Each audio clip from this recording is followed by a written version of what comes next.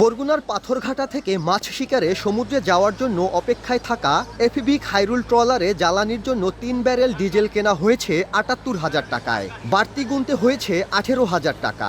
শুধু একটি ট্রলার নয়, সমুদ্রগামী প্রতিটি মাছ ধরার ট্রলারের জন্য তেল কিনতে ব্যারেল প্রতি ২ থেকে ৫,০০০ টাকা পর্যন্ত বেশি দিতে হচ্ছে। ট্রলার মালিকরা জানান, বাড়তি দাম না দিলে জ্বালানি পাওয়া যায় না। বিষয়টি প্রশাসনকে জানানো হলেও মজুতদারদের বিরুদ্ধে ব্যবস্থা নেওয়া হচ্ছে না বলে অভিযোগ তাদের। আগে ২১,০০০ টাকা বেরেল লইতে, এখন ২৬,০০০, ২৭,০০০ টাকা এরকমের লয়। সরকার তেলের দাম বাড়ায় নাই, অথচ বাড়তি দামে তেল কেনা হইতেছে। সকলের ঘরে তৈল আছে, কিন্তু তারা সিন্ডিকেট করে তৈলগুলো আমাদের মাঝে বিতরণ করে না। আমরা যখন কিনতে যাই তখন আমাদের আগের যে রেটটা ছিল তার চাইতে ৩,০০০, ৪,০০০, ৫,০০০ টাকা বেশি দিয়ে কিনতে হয়, আর বেশি না দিলে তেল নাই।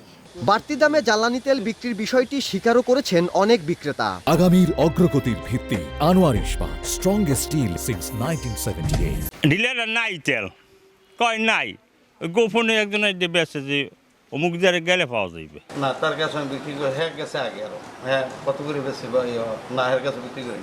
এছাড়া পাথরঘাটার একটি প্রতিষ্ঠানে ২৫,০০০ টাকা দরে ডিজেলের ব্যারেল বিক্রির একটি রসিদ এসেছে সময় সংবাদের হাতে।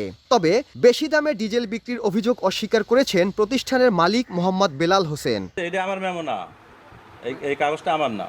মানে আপনার দোকানের ফোন নাম্বার সব ঠিক আছে, কিন্তু এই হাতে লেখা আমার নাম। মাছ ধরার ট্রলারে জ্বালানি তেলের সংকটের তথ্য জানা নেই বলে দাবি জেলা মৎস্য অধিদপ্তরের।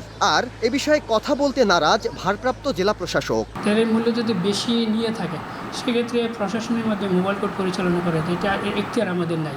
পাথরঘাটায় ২ শতাধিক মাছ ধরার ট্রলার রয়েছে। একবার সমুদ্র যাত্রার জন্য আকার ভেদে একটি ট্রলারে ২ থেকে ২০ ব্যারেল পর্যন্ত জ্বালানি তেল প্রয়োজন। সাইফুল মিরাজ, সময় সংবাদ, বরগুনা।